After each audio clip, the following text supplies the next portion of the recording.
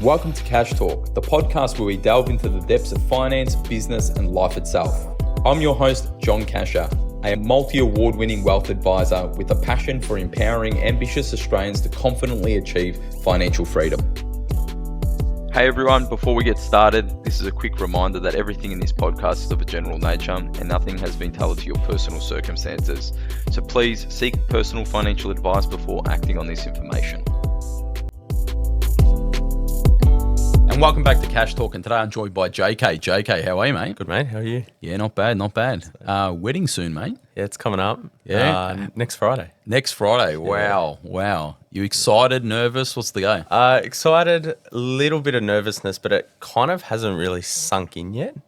Obviously, I know it's coming up, but I think the day or two before is probably when it's really going to sink in, because up until then, it's sort of business as usual with work and everything. So you're thinking about it, but you're kind of distracted at the same time. So, am I expecting like that big fat Greek wedding smashing plates, or there'll be a little bit of that. Yeah. Definitely some of that, which will be good. Done. Sounds good. I've got to work on my handkerchief and my dancing. But today we want to speak about something that we've been seeing for quite some time. But one of the things that I know JK's been kind of up to his eyeballs in kind of talking about with clients, managing with clients, and speaking about is around buying a property through your self-managed super fund. And I must admit, if it's on my social media, on YouTube or whatever, I'm constantly being flooded with ads, and the algorithm is constantly just got me deep down a rabbit hole about if you want to become financially free, property through a self-managed super fund. So I want to kind of debunk some of the myths. I want to kind of get in some of the pros and cons. So JK, speak to me. You're seeing it at the moment. Yep. Yeah. What are you seeing? Are you seeing direct property? Are you seeing syndicates? What's going on?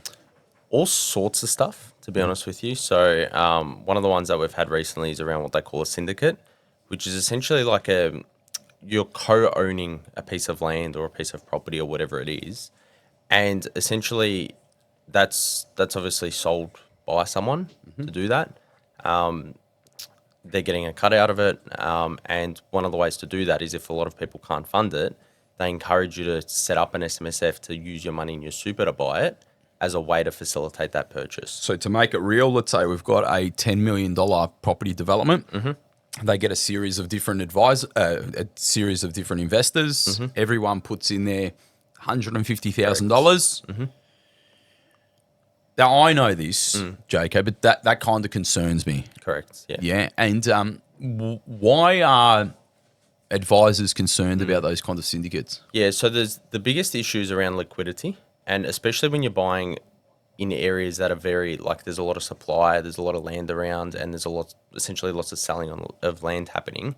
One of the things is once you buy into it, it's very hard to get out of it, because if there's other parcels still being sold, it's like those parcels need to go first before then you can even go get out of it. And then once those parcels are sold, is the demand still going to be there for that piece of land or that portion that you bought into if you want to be able to liquidate it? So I think liquidity is the biggest one. And the other one too is then around cash flow as well, depending on what you're buying. So for example, if it's just a piece of land with not a property on it, where's the income coming from? And then is it just then becoming purely speculative? And most of these syndicates are constructions. They're the land or construction. That's why that's why it's being done the way it's done. And if it's not the land, you've got the building costs, and then do they go over budget? Correct. And it's very interesting that like what I would call retail clients can do this stuff. And what I mean by that, everyone, is there's what they call like a wholesale sophisticated investor, and then you've got a retail investor. And a retail investor has a lot more consumer protections in regards to the financial products that they can get access to.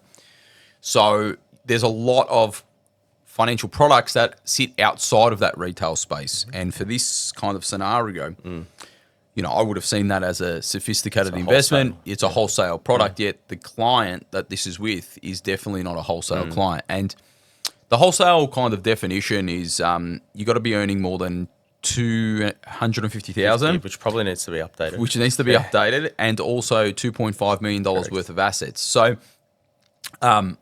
you can see how a lot of Australians, just from, say, property that they may have held for a long, long time, can kind of get over those numbers. And it's one of, yeah. So it doesn't need to be, you don't need to satisfy both of them. You can satisfy one. Correct.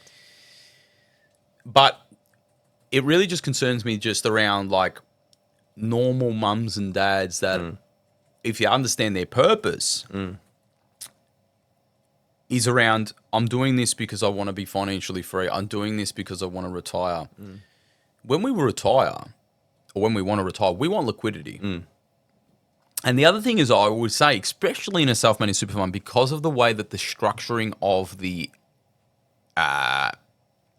of it is, because you're getting taxed at 15%, generating income is a very efficient, stable way to earn money. Correct. Because on the outside of super, where you can go kind of up to 47 cents on the dollar, yeah, income is a big concern. Yeah. But inside super, Not so much. not so much. You want to kind of have that stability of income as like a baseline is in regards to a total return. Correct. So, we're seeing that. Obviously, we're seeing other stuff, gold, silver, crypto, the whole lot. But I wanted to focus a bit on property. On property, yeah. Forget the syndicates for a moment. Yeah. Because they're a bit rarer. Obviously, we're having a lot of like, let's buy a direct property. Now, I think this has also got to do with a major rise in buyer's agents, mortgage brokers, real estate agents in themselves, property developers. Like, nearly everyone I speak to is either a buyer's agent, a mortgage broker, or a real estate agent, or something. Like it's flooded. Now there is a lot of good people in those professions, and please, I'm not bad mouthing those professions at all. Except when you have a low barrier to entry in any occupation, you're going to start getting cowboys, and so we're finding that there's this kind of staged process of using property through a self-managed super fund to benefit a lot of people, but not the client. Yeah, correct. And so I just want you to think about this. Yesterday, I had a phone call with a person, calls me up and says, hey, listen, I want you to help me set up a self-managed super fund to buy a property. My accountant recommended I do it. Why did the accountant recommend they do that?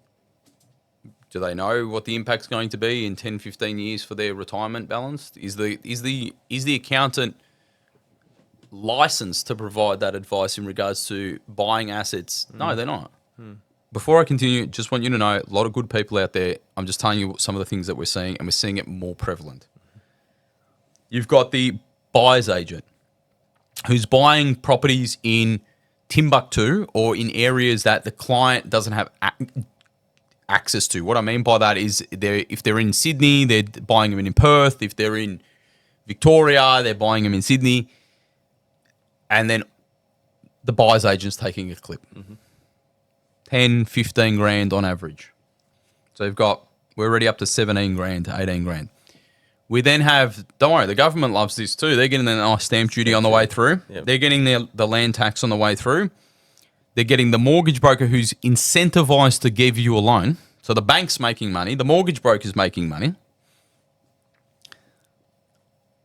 And then we're putting, in this case, all of their $530,000, all of it, into a property that they're then going to borrow and have no liquidity out of. Yep. No diversification. No diversification. Income after. So this is the other thing I am frustrated with. Let's say you earn $800 a week in rent. You don't earn $800 a week in rent. I was looking at a client that we're doing a road mapping for later next week, and this is not a self-managed super fund, but just so people understand, like just rough numbers. 21 grand in rent that they were getting. But there's 9.5 grand worth of holding costs. That's not even including the mortgage.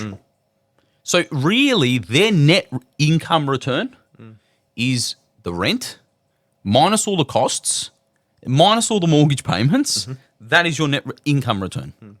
Now, then people say to me, "Oh, John, but what about the capital growth?" I get that capital growth, but what I'm just trying to say is like we just spoke about like when we retire and when we want to generate this income. When you talk about through a self-managed super fund, just think about it for a second. That is going to be your retirement vehicle. So I asked this lady who was speaking to me. I just said, "So what's your plan? Let's say you get this self-managed super fund property, you do it. They're like, listen, all of our contributions will go into the property. We'll pay off that property. And then when we go to retire, we're going to sell it." Now, I studied risk management. That's my forte. I love understanding risk. But JK, what do you think I said to her? Well, I'm guessing the first thing you said is what happens if you can't sell it? Because if it takes you, some properties might take you years to sell. So what are you doing with your retirement in the meantime? Where's the income coming from? All that sort of stuff. While you're selling it, most of the time you don't even have tenants in there. So, yeah, they're the two biggest red flags for me. And then you've also got, depending on where the property is located, because it's in one asset, it's like, well, are you actually going to achieve the return that you need to get to your retirement goals as well? I get that if it's a small portion of your portfolio, like 10, 15, 20%, whatever it is, but don't bank your whole retirement goal on one asset. And the other big one is timing risk. Correct. So markets go up, markets go down. And JK talked about, also, selling time frames and blah, blah, blah. But you might want to retire now. You might want to retire in 12 months' time. Is the market down? Is the market up? Like the biggest thing that property has an issue is you can't sell a bathroom. You got to sell the whole house. And so we have clients who successfully use self-managed super fund properties. And the best person is the guy whose birthday it was 2 days ago, just to point to it. He has a $1 million property inside the superannuation fund, but he's also got a $1 million portfolio that sits outside of that super fund, outside of that property. And so we have no liquidity issues. Yeah, at all. Zero. The income generated from both the property, which is a growth asset, tops up the income bucket. Income bucket then tops up the safety bucket. And you've got the assets in the right baskets. And what people are trying to do is trying to just go straight into one property. Lack diversification, lack liquidity. Don't consider any of the risks and go straight into the returns. Yeah. And one of the big things on that too that a lot of people don't actually know is you've got a responsibility as a trustee of that SMSF to actually make sure that you've got a plan around diversification. So, for example, if we're going to go recommend the client actually purchase a property in an SMSF, we've got to detail a plan to go, well, you're going to buy a property, you're not going to be diversified. What's the strategy to get as diversified as you can as quickly as possible? Whatever it is, there's got to be a plan mapped out to say, well, we're buying this property, but how are we going to make sure we don't have all our eggs in one basket? Definitely. And I think there's a lot of good frameworks that are being applied, but because it's self-managed, people don't manage it at the levels of their responsibility. Correct. And like I said, there is people that use it very wisely. We do have clients who have self-managed super funds who use it very wisely. It's a very good tool. It's very powerful. As a percentage of people who should use it and shouldn't use it is very small. Correct. I see more people. We just had another prospective client just set up a self-managed super fund. They haven't done anything with that self-managed super fund, but their intention was to buy a property, buy crypto, and buy silver and gold. And we're seeing this trend happen, JK, where people are moving away from more traditional assets that were held in superannuation. With these people that you've been working with, because I know you're working with a few of them, what are you getting a sense of here? I think it's just return chasing and sort of, trying to get rich quickly, essentially, and sort of buy the hottest thing and, try to be sexy with the investments as well. And we tend to see that, especially when the markets are doing really well and there's a lot of confidence. That's when we sort of start to see these types of things happening. JK, without revealing everything about you, do you have an intention to set up a self-managed super fund to buy a property? Not at all, no. Why is that, JK? You just don't need to. And I think one around, like we spoke about the fees and costs before, is I don't need to pay additional costs in my super to get that. If I want exposure to property, you can already get that. And it's a diversified exposure as well, because usually it's done through managed funds and that sort of stuff. And then the legal responsibility as well. Like, you've got to stay on top of that. You've got to be up to date. You just don't want to put that at risk. And what about borrowing, JK? Like, I just playing a little bit of devil's advocate, everyone, but I can borrow in there, and I can get exposure. I can leverage and use gearing to get more assets. Yeah. Again, with the gearing, we're taking on risk, and gearing in an SMSF can also be a little bit more expensive than gearing sort of individually. Yeah, just so you know, when you get a loan through a self-managed super fund, you're usually paying a higher rate than what you're paying on normal kind of non-superannuation lending money, and that's what we're referring to. Yeah, correct. So, and the other thing is, like, do you need to do it? Like, I've got, 35 years till I can access my super. I don't need to take on, like, with the way the portfolio is at the moment, it's geared for that high growth and that capital growth because of obviously the long time frame. I know that my superannuation is going to be at where I need it to be by the time I'm 60 to live a comfortable retirement. So I don't need to borrow money, take on additional risk and additional headaches to make that happen. I think the same way. Yeah. I love that my stock portfolio is in my super. Yeah. I love it. Yeah. Like, the ability that I'm going to build or am building a portfolio where it's very tax efficient. Yeah. Hugely tax efficient. When I get to retirement, I don't need to sell anything. Like, I just fund that income stream through dividends that are, fully franked in some cases, or I'm getting some nice, healthy. Like, I never need to sell. And even if I do, I'm selling it by that stage when I'm in I'm tax-free environment. But I also don't need to sell the whole thing. I can sell portions of it. Yeah. And I'm more worried about just buying more units at a regular time and buying more and more and more. And I think when we talk about timing risk in regards to selling, we're also talking about timing risk in regards to buying. And have you bought a property at the right time, wrong time? Whereas I find that if you're chipping away at certain things over time, the dollar cost averaging strategy kind of evens out the risk. Now, obviously, a lot of people say, yeah, but if you bought at property 2005, bottom of the, like whatever it was, and you had a huge amount, you're going to make a lot. I get that, but it's kind of a bit of a lottery. So I like that. Also, I actually like, outside of super, holding my property. Not necessarily in my name, structures and whatnot, which we might talk about for another day, but being able to use those properties to borrow against, to allow me to then have both liquidity, safety, and be able to kind of jump on opportunities is a great tool. You didn't hear me talk about having the property to grow wealth. I'm actually using the property to fund a debt facility for myself. So it's like having this buffer where, let's say, stock market crashes by 50%. I can move very quickly large sums of money into equities very, very quickly. So my ultimate goal is to have property that's kind of funding my equity position. Does that mean that we don't want people to buy property? No. To be honest with you, I love property. I love stocks. I just understand how to use them. What we're finding is people are using them for the wrong reasons. We're also finding that not just me, not just JK, the government has got a property spruikers warning out at the moment. There's a website, you can type in property spruikers, it'll come up straight away from the government. This kind of chain of like people that we're talking about is a red flag. Property seminars or seminars that are selling the property dream, these are all on there. And so for us as licensed professionals, people who advocate for financial literacy, people that want to protect people, we need people more concerned. We need people to be more alert. Because people are trying to take your money away from you. I say this to my sons already. I said, when you go out there, everyone's going to try and take your money away from you. Not trying to give you money. Yep. How many people have gone up to you, JK, and said, mate, here's some more money? They try and take your money.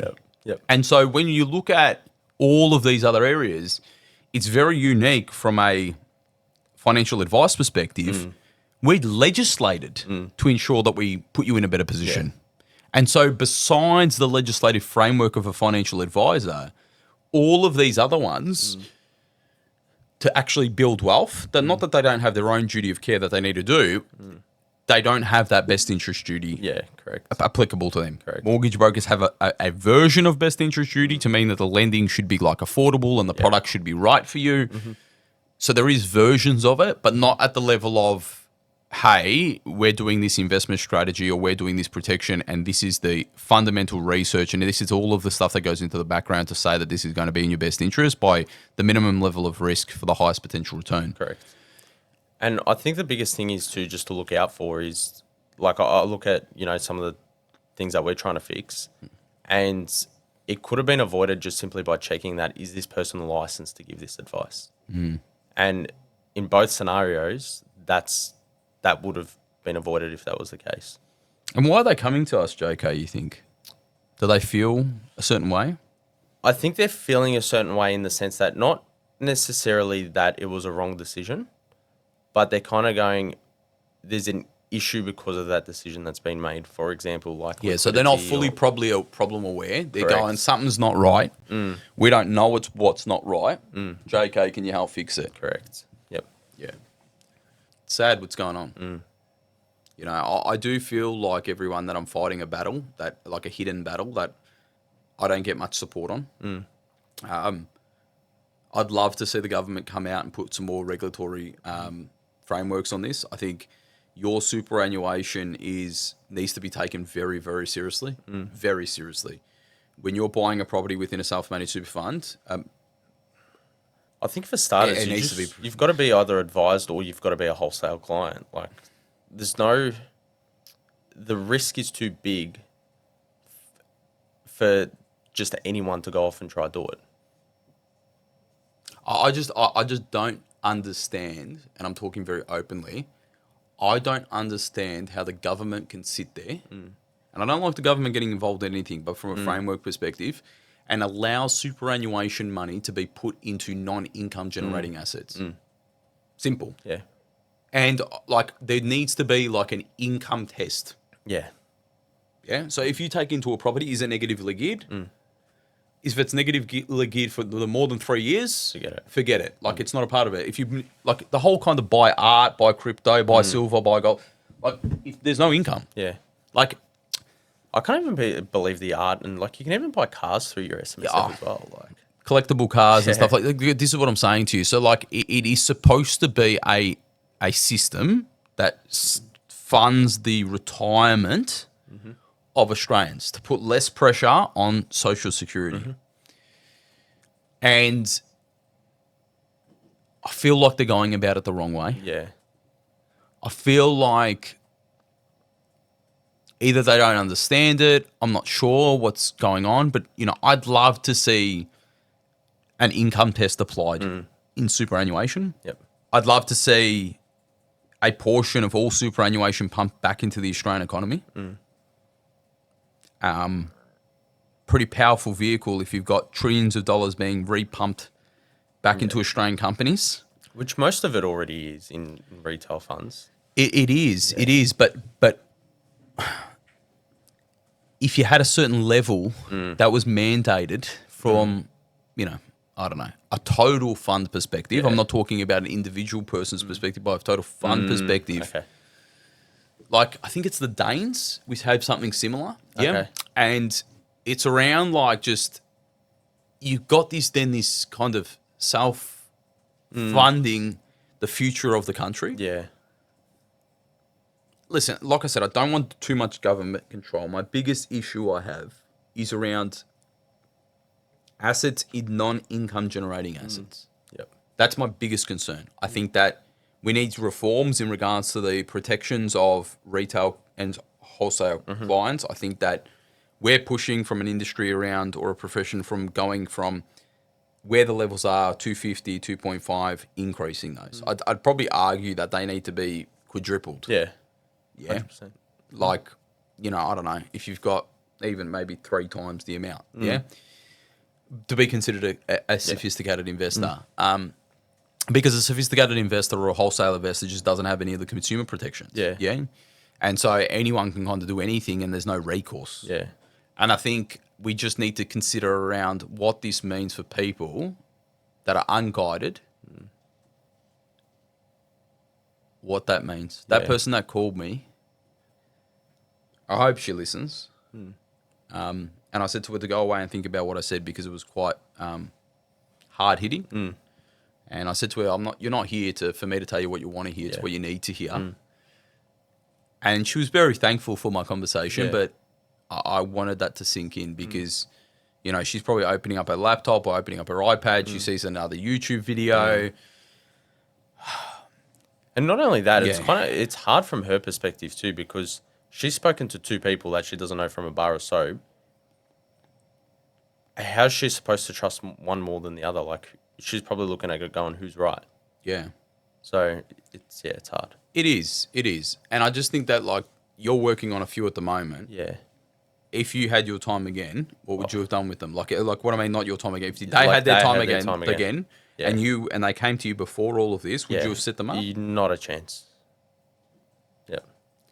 And so you're now in a scenario of fixing issues. All the advisors I speak, not all the advisors, but the majority of advisors that I respect, they're all fixing them.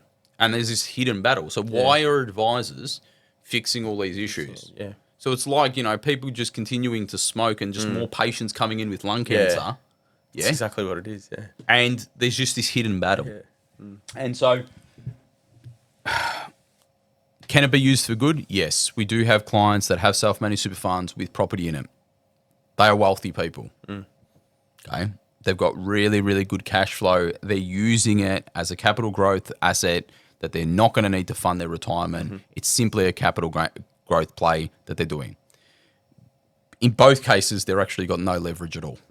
They're completely paid off. So they're just taking it. So that's one. 2 is business people having factories and stuff. Don't mind that strategy. I don't mind that, Company rents off its own self-managed super fund.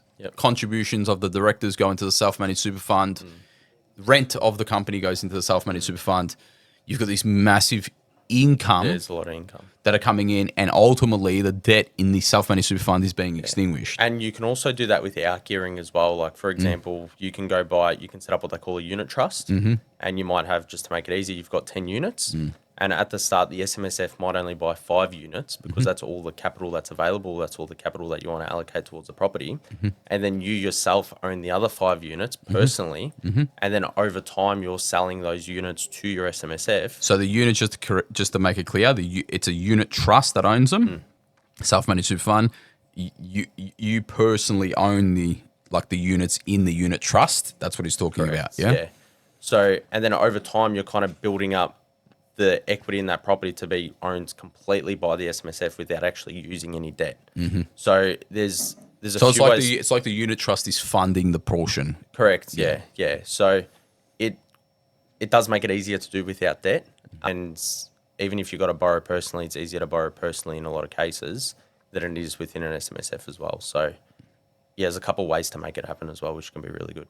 So it's been a great talk. We've gone dive deep into this. If you're thinking about buying a property through a self-managed super fund, if you need a second opinion, I don't usually say these on these podcasts, but you can see how passionate we are about this. Please reach out. Happy to have a chat, walk through your scenario. If you've already done it, we'll see what the go is, see if it's still appropriate for you. What do we do considering all of the other things in your life and what we might need to do moving forward? If you're considering it, before you jump into it, reach out. There are so many times where we have to unravel problems, and it's easier to prevent them from the start than trying to fix them later on. JK, thank you. Thanks everyone for watching. Thanks everyone for listening. If you're loving these podcasts, please reshare them to your friends and family. Also, make sure you like and subscribe on us on YouTube and all the major music platforms as well. Have a good one. Cheers. Thanks, everyone.